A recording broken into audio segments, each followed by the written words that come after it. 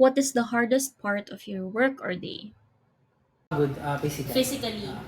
Ganun din. Actually, lahat naman ng rider, traffic talaga yung... Tsaka, init. Katawan mo kasi nagpahinga ka na, feeling mo pagod ka pa rin. Yung dati, nag-renovate kami nito nung sa office. Staff house. Staff house. Staff house. Renovate. Yun. Grabe nung after talagang sobrang sakit ng katawan ko.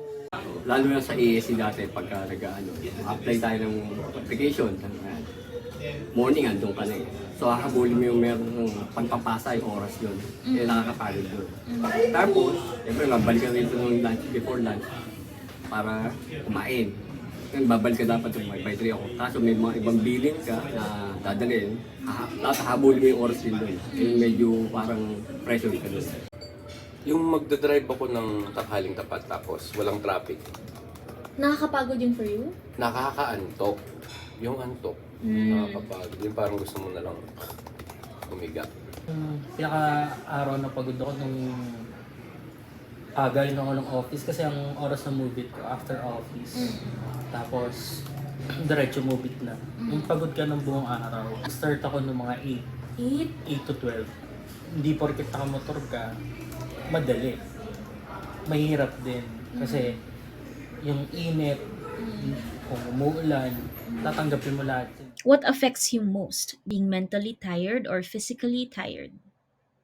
Kailangan mong matapos talaga yung gawain para lalabanan mo. Na, okay, kailangan natin matapos tong araw na to. So, kailangan mo talagang i-push na matapos. Mental siguro. Mental na pagod. Bakit?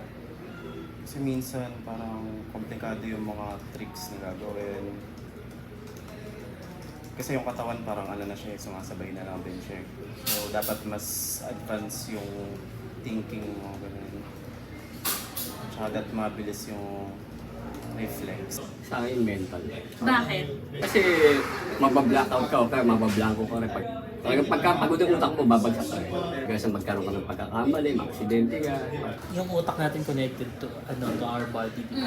Nakakalambot, nakakapanghina. Gusto mong gawin pero hindi mo magawa.